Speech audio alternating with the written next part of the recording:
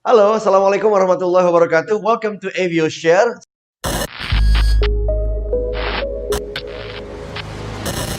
Saya Steny Agustaf, seorang public speaking enthusiast dan juga presentation coach. Tapi saya punya teman-teman yang super keren yang akan bantu teman-teman semua untuk keluar dari kesulitannya. Itulah gunanya network ya. Di episode kali ini kita akan belajar tentang banyak hal, di antaranya adalah how to be a young entrepreneur.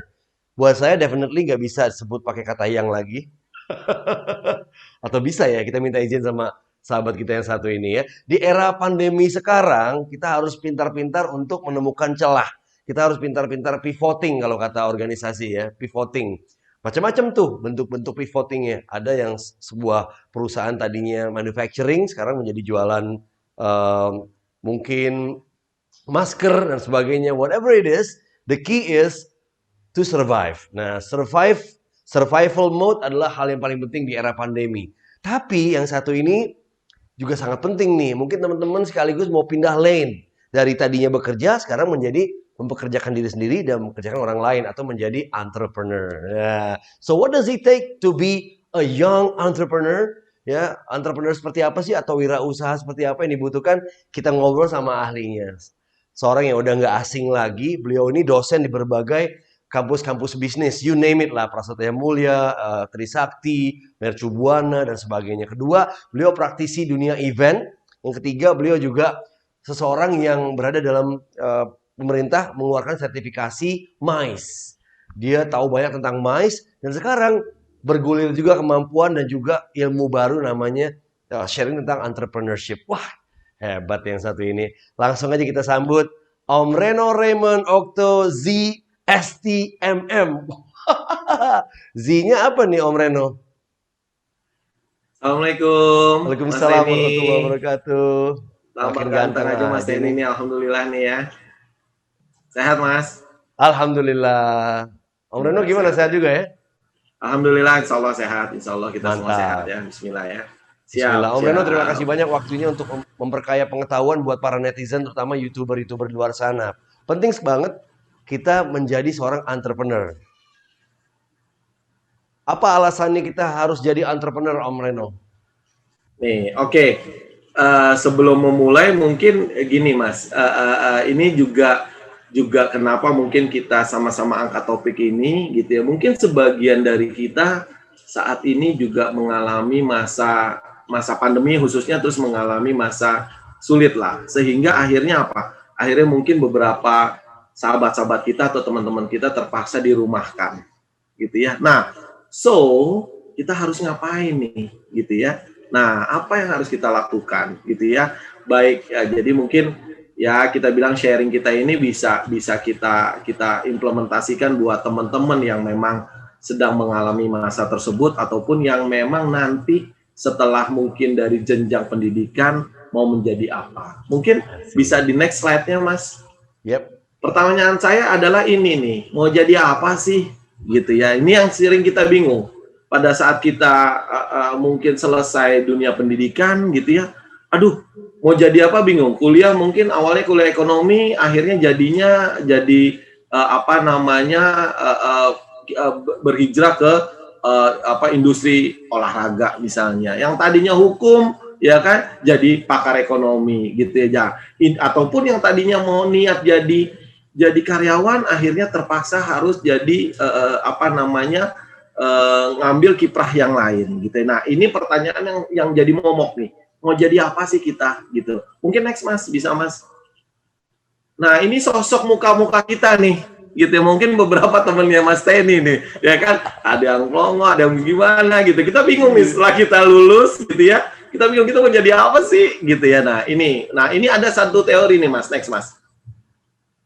Beberapa teman-teman mungkin Mas Teni tahu nggak nih EBSI nih kira-kira apa nih Mas? Apaan ya? B-nya bisnis. Kira-kira apa nih Mas kira-kira? B bisnis, Utara, timur, ekonomi. selatan, barat atau apa nih Mas kira-kira Oh Mas? iya juga ya. Itu mata angin ya. Oke, atau mata angin ya. Oke, Jadi kita buka nih contekannya Mas. Next. Ya benar. Oke, next. Nah, ini adalah sebuah teori dari Robert Kiyosaki gitu ya. Ini adalah kuadran ya, kuadran penghasilan Mas atau kuadran jenis jenis profesionalisme kita gitu ya, yang disebut ada kuadran kiri dan kuadran kanan. Di situ E itu adalah employee, ya, B itu adalah business owner, S itu adalah self-employed, dan I itu adalah investor. So, kita mau yang di mana nih? Pada saat kita selesai jenjang pendidikan, kita mau menginjakkan kaki kita yang di mana nih? Gitu ya. Mungkin Mas Teni udah merasakan ini semua nih kalau saya lihat ya. Dulu pernah jadi E, sekarang jadi B, sekarang juga jadi S, dan sekarang jadi I juga nih Mas Teni nih. Amin, Ya kan? amin, Banyak amin. investasi Mas Teni di beberapa perusahaan-perusahaan besar misalnya, ataupun di beberapa startup. Ya kan? Jadi kalau kita lihat nih, kita mau yang di mana nih? Ini pilihan tergantung kita, gitu ya. Kita siap jadi E, atau kita mau jadi B, siap jadi B, atau bahkan kita mau langsung jadi I, gitu ya. Nah, ini balik lagi ke kita. Seperti Mas Teni mungkin sekarang profesional, self-employed, gitu ya, sebagai MC, ya, sebagai host, presenter, dan sebagainya, ataupun teman-teman yang dokter, pengacara, itu kategorinya S. Mungkin bisa di next slide, Mas. Nah, ini ada contoh beberapa kategori lah ya, kategori tadi segmentasi tersebut. Kalau kita bicara employee, udah pasti pekerja, gitu ya, pekerja dari mulai karyawan swasta, pemerintah, dan lain sebagainya, gitu ya. Kalau kita bicara business owner, gitu ya, ya memiliki beberapa kepemilikan di perusahaan, baik perusahaan kecil, menengah, ataupun besar. Self-employed tadi, seperti dokter, pengacara, TV presenter, gitu ya, dan lain sebagainya. Atau kita menjadi investor, ya.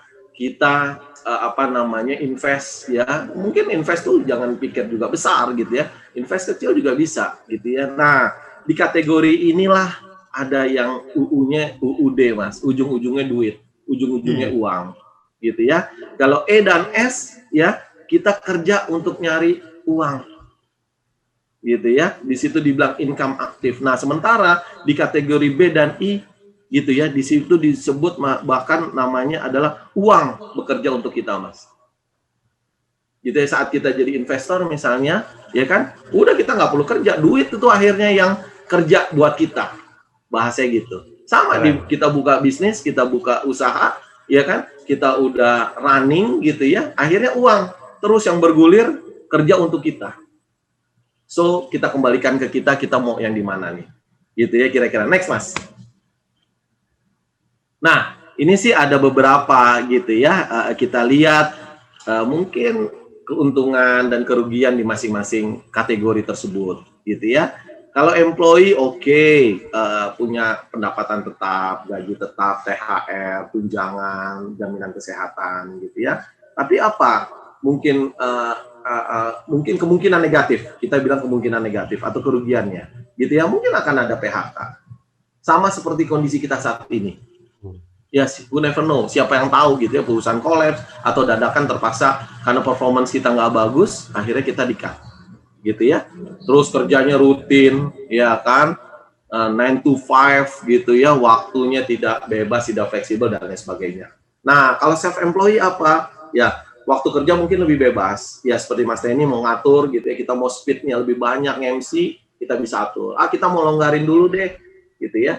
Terus tapi memang negatifnya adalah mungkin kita nggak bisa dapat income yang continue atau rutin, gitu ya. Nah, satu lagi misalnya kita jadi wirausaha atau business owner, gitu ya. Tentu mungkin waktu kita bisa manage, kita yang memanage waktu. Yang kedua, mungkin usaha dapat dikembangkan dengan lebih mudah. Saat kita memang involved di situ, ya kita bisa mengembangkan usaha-usaha kita. Ya, terus ya memang semuanya ada risk-nya, sama ya. Risk-nya mungkin suatu saat ya, tapi kita berharap tidak gitu ya, mungkin kemungkinannya mungkin usaha kita akan turun gitu ya, akan stop gitu ya. Nah, dan yang sebenarnya mungkin juga kalau emang kita single founder di situ ya berarti resiko kita tanggung sendiri. Nah, satu lagi adalah investor gitu ya. Investor mungkin uang kerja untuk kita juga, kebebasan waktu juga lebih banyak dibanding kita bekerja dan lain sebagainya. Terus kemungkinan terjadi penipuan nih, apalagi investor, ya kan, ada temen gitu ya, lo mau invest nggak? Gue mau punya usaha ini nih, oh deh kita tergiur lah dengan proposal bisnis yang cakep, Tapi tiba-tiba kabur. Ya kan? Nah, ini kemungkinan juga yang terjadi nih, gitu ya. Jadi semua kategori ini ada kemungkinan positif dan ada kemungkinan negatifnya. Ya. Gitu ya. Next. Nah, gimana sih gitu ya saat kita sekarang kondisi kita menjadi entrepreneur dan menjadi entrepreneur muda gitu atau yang generasi yang entrepreneur. Nah, kita lihat deh next Mas. Nah, ternyata Indonesia itu persentase wirausaha mudanya itu masih kecil sekali. Ya, di bawah 2%. Ya ampun. 1,56%. Ya, jauh di bawah Singapura, jauh di bawah Malaysia, dan jauh di bawah Thailand. Gitu ya. Terus padahal menurut standar Bank Dunia gitu ya untuk minimum gitu ya itu 4% wirausaha mudanya, pengusaha mudanya di sini. So, kita masih PR banyak nih, ya kan? Kita di bawah 2% untuk menjadi 4% aja masih jauh. Jadi butuh sekitar hampir 2 juta atau 1,7 juta pengusaha muda, bahasa gitu ya. Orang-orang wirausaha muda yang harus kita tumbuhkan lah gitu ya untuk apa? Untuk kita mencapai angka 4% ini. Kira-kira gitu, Mas. Next. Nah, ini perbandingan dengan negara-negara, kalau tadi negara-negara ASEAN, ini kita bisa lihat negara-negara di dunia lain gitu ya, ada Jepang gitu ya, Jepang udah hampir 10%, Amerika sampai 12%, China juga 10% gitu ya. Nah, ini masih PR lah gitu ya, PR kita gitu ya untuk meningkatkan nilai atau meningkatkan jumlah persentase wirausaha gitu ya. Next, Mas. Nah, ini yang unik, Mas. Menurut sebuah survei gitu ya, ternyata ada 10 alasan kenapa orang resign, Mas. Ya, orang resign dari pekerjaannya atau mengajukan pensiun dini. Ya. Dari sekian banyaknya, ternyata 27% gitu itu dibilang bahwa mereka pengen berwirausaha. Gitu ya. Jadi di antara 100 orang gitu misalnya, jadi 27 orang niat resign itu untuk berwirausaha. Ya, sisanya banyak. Ada yang 12% mungkin karena kondisi tubuh sakit gitu ya. Ada 9% tidak cocok dengan lingkungan pekerjaan gitu ya. Ada 14% lebih ingin banyak waktu dengan keluarga dan lain sebagainya. Gitu ya. Jadi persentase terbesar sebenarnya dari orang mau resign itu adalah pengen buka usaha. Nah, so gimana nih? Pengen usaha sendiri ya? Betul, betul Mas. Jadi memang majority gitu ya, 27% loh, lumayan ya, dari 100 mungkin sepertiganya lah gitu ya. Orang-orang ingin dia berwirausaha. Tapi gimana caranya nih? Gitu ya, cara bagaimana kita mau memulai wirausaha. Nah, ini kita coba saling sharing nih. Next slide. Nah, kita mulai dari sini ceritanya gitu ya. Apa sih bukan resep, kita sama-sama saling sharing. Saya juga dapat informasi ini juga dari riset gitu ya. Nah, kira-kira bagaimana sih kita untuk memulai gitu ya, dari mana sih kita untuk memulai ini? Ya, saya gambarin ini sepatu sneakers, jeans, berarti kita anak muda nih. Sama kayak Mas Teni, ya kan? Outfitnya sekarang juga anak muda banget, walaupun ya kan dalamnya 60, luarnya 25. Ya kan? Makasih loh. Gitu. Siap. Next boleh? Oke, jadi yang pertama sebenarnya saat kita ingin memulai gitu ya, langkah-langkah apa sih gitu ya saat kita ingin memulai wirausaha?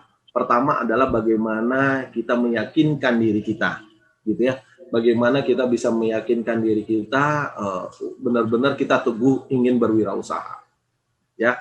Kita tanyakan dulu ke diri kita, kenapa sih gue mau berwirausaha, gitu ya. Terus apa sih tujuan gue mau berwirausaha? Gitu ya. Terus apa sih aimingnya atau rencananya, gue mungkin pengen makmur, pengen ini gitu. Jadi itu dulu kita mantepin. Ya, setelah kita punya resep, itu resep yang utama tuh. Jadi agar mungkin jiwa wirausaha itu benar-benar tumbuh gitu ya. Jadi jangan setengah-setengah, kita mantepin dulu lah hati kita. Oke, bismillah kita mau ini karena tujuan gue ini gitu ya. Baru kita melangkah yang kedua. Next slide, Mas. Nah, yang kedua ini ini udah masuk ke ranah kita menganalisa, ya, kita mengenali peluang usaha nih, gitu ya. Kita harus riset, gitu ya, kira-kira ya. Kita harus riset, melakukan riset usaha, ya. Kita coba lihat di sekeliling kita, gitu ya. Apa sih demand yang lagi tinggi, gitu ya? Lagi tinggi demandnya apa? Kita harus mencari pasar. Nah, yang uniknya apa nih? Yang belum banyak kompetitornya apa? Jadi jangan main asal jebret, gue mau bikin. Nggak, kita analisa dulu. Kita lihat peluang pasar, gitu ya. Terus apa? Terus kita juga harus peka terhadap tren nih, ya. Jangan maunya kita kebanyakan. Iya nih, gue mau bikin produk ini nih, gitu ya. Enggak, gue suka ini. Nah, emang yang beli kita, yang beli kan konsumen. Kita lihat nih trennya konsumen seperti apa nih, gitu ya. Sekarang sudah zamannya consumer driven, bukan lagi product driven. Jadi gimana kita bisa melihat justru animo customer kita kayak gimana. Disinilah yang di situ dibilang bahwa kita peka terhadap tren.